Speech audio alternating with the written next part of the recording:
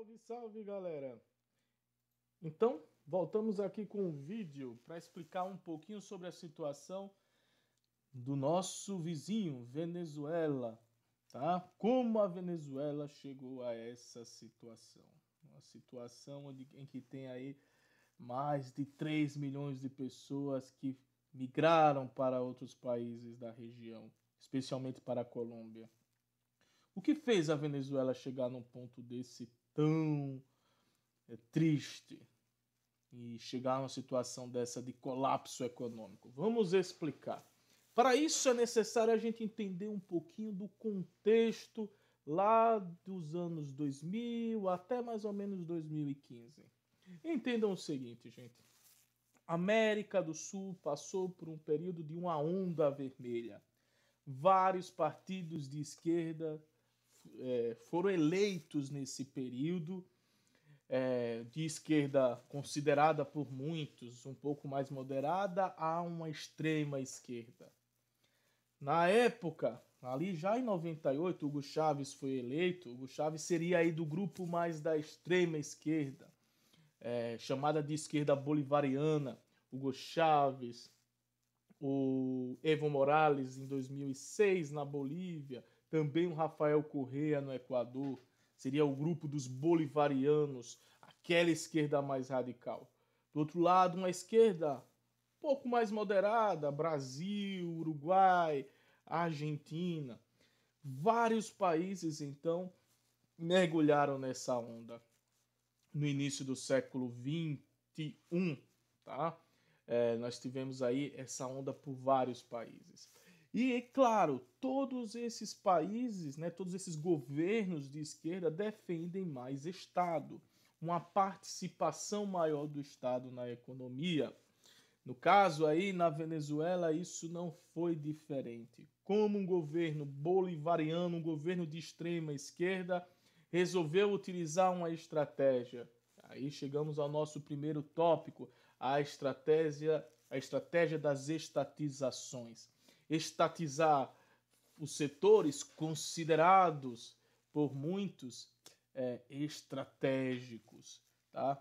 Então, vários setores, telecomunicações, setor elétrico, bancos, até hotéis foram estatizados nesse período na Venezuela. A cadeia de petróleo também toda estatizada. E isso, claro, tem resultados do ponto de vista do mercado muito ruim, tá? Hugo Chávez quis utilizar uma característica do socialismo. Ele mesmo falou em socialismo. Socialismo do século XXI, defendido por Hugo Chávez. E o resultado, pessoal, foi tão desastroso como o socialismo que foi aplicado no século XX foi. Tá legal? Como vocês podem ver, não tem como. Uma economia socialista ela não vai funcionar, certo? Nesse canal vocês podem ter acesso a nossa aula, pequena aula, um pequeno resumo sobre o livro do Mises, falando sobre o cálculo do preço, sobre o socialismo, tá? Mas voltando aqui, estatização. A estatização ela acaba contribuindo para que ocorra uma fuga de capitais. Capital produtivo e capital especulativo começa a ir embora. Há um risco dos investidores perderem os seus investimentos, então eles começam a migrar, a fugir do país, uma fuga de capitais, tá? A retirar os seus investimentos do país. Atualmente, agora em julho de 2020, tem acontecido algo na Argentina semelhante. Várias empresas estão tirando a produção da Argentina e trazendo para o Brasil, porque o governo argentino também começou a utilizar algumas estratégias, a falar de estatizações de empresas. Tá? Então, essa estatização forçada de empresas acaba contribuindo para uma fuga de capitais. A gente pode ter esse resultado entre 98 e 2013. O número de indústrias que caíram na Venezuela reduziram drasticamente. Tá? E muito disso vai se dever a essa insegurança jurídica. Muitas empresas fugindo da Venezuela porque passa a ser perigoso. Um investidor ele quer ir para um lugar, ele quer fazer os seus investimentos onde ele possa ter mais segurança jurídica. E na Venezuela ele já não tinha isso. Os contratos já não eram mais respeitados. Tá? Então nós temos aí a redução nos investimentos, uma fuga de capitais decorrente da política de estatização no país. Esse é um primeiro ponto. E com isso também a produção começa a reduzir. A oferta de alguns produtos vão começar a reduzir na Venezuela, o que vai resultar também, o que vai contribuir para o aumento de preço de alguns produtos. Tá legal? Então, um ponto importante. Um cafezinho. E aí, pessoal, outro ponto interessante.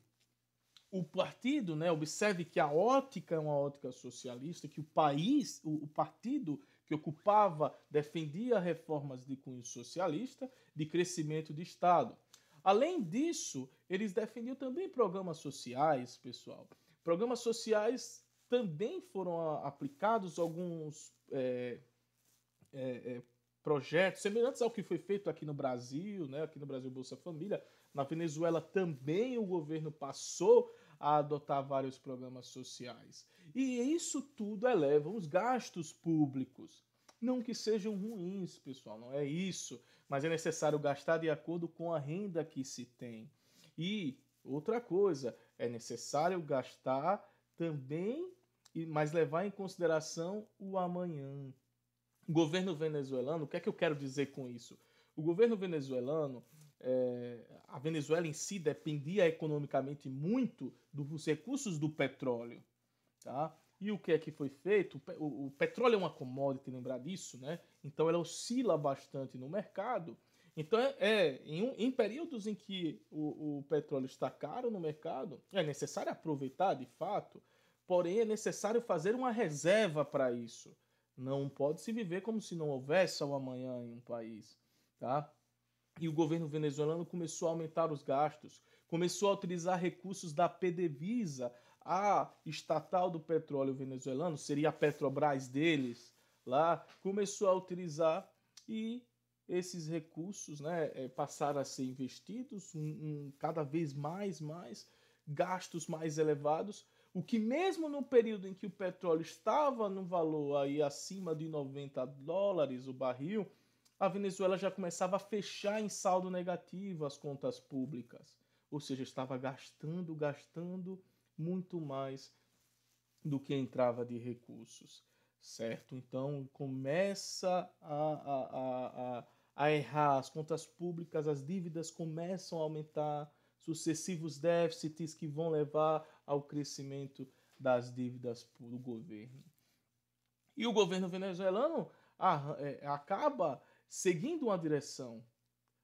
Você tem duas escolhas. O governo tem duas escolhas. Ou ele pode reduzir os gastos para equilibrar as contas, ou ele escolheu a medida mais heterodoxa que tem. E qual foi? Impressão de moeda.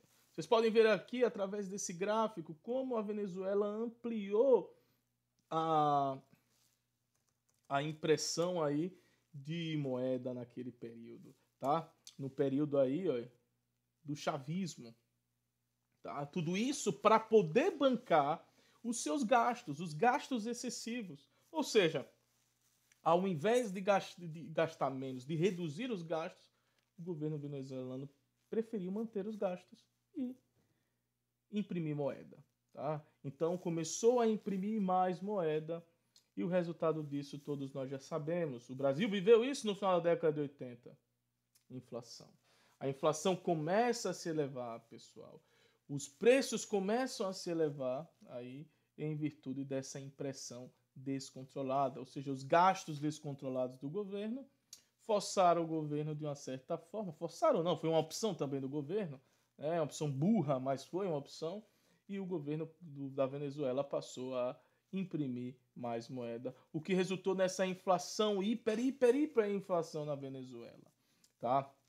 Se vocês perceberem como a moeda da Venezuela ela desvalorizou, aqui em 2019 o valor era esse em relação ao dólar. Hoje já está em cerca de 220 mil um dólar para um bolívar venezuelano. Tá legal? Então, esses são alguns dos motivos que levaram a essa crise econômica na Venezuela.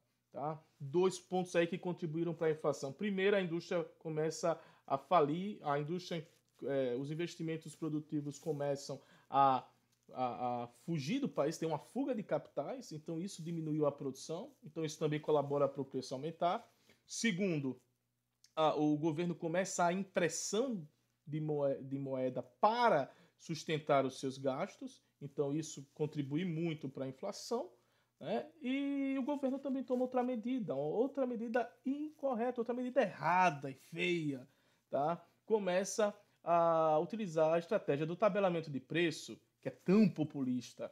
Começou então a tabelar o preço de mercadorias e o resultado do tabelamento de preço, né? Quem quiser ler o Henry Hatley, né? Ele vai apontar que esse tabelamento de preço ele leva só a uma coisa, a escassez. Tá? O tabelamento de preço leva à escassez de produtos. Por isso que nós vimos cenas nas TVs, né, e na internet você pode colocar escassez na Venezuela. Vai encontrar várias imagens. Tá? Começa a faltar produtos, porque o produtor ele não vai vender algo que ele tenha prejuízo ou que o lucro seja muito pequeno. Tá? Então o governo estabelece como preço valores abaixo dos valores de mercado. E o resultado disso é a escassez do produto. A gente vivenciou isso no final da década de 80 no governo Sarney. Tá? E a Venezuela vive isso ainda. E ainda vive, né, nesse governo agora, no governo do Nicolás Maduro, um governo também aí de cunho socialista, um governo chavista, grande herdeiro do Hugo Chávez. Tá legal? Então, olha só como essa crise foi se desenhando. Olha as ações do governo da Venezuela. Resumir a crise da Venezuela apenas pela redução do petróleo, que é grave, sim, afeta, no mínimo, ou é ingênuo ou é desonesto intelectualmente. Tá legal? Então, a Venezuela, ela teve momentos aqui de grande o valor do petróleo lá em cima, mas ela não soube aproveitar. Fechava em déficit fiscal, tá? E ainda mais, imprimia nesse mesmo período a impressão de moeda era bastante elevada. Tá legal? Porque os gastos públicos eram elevados. Ok? Tudo bem, pessoal? Então aí alguns pontos que contribuíram para essa crise na Venezuela, tá certo? Muito obrigado. Qualquer coisa, qualquer dúvida, pode mandar algumas perguntas para a gente. E não esqueça de dar seu like ou seu dislike e fazer os comentários aí na nossa aula. Valeu, gente. Um abraço. Tchau, tchau.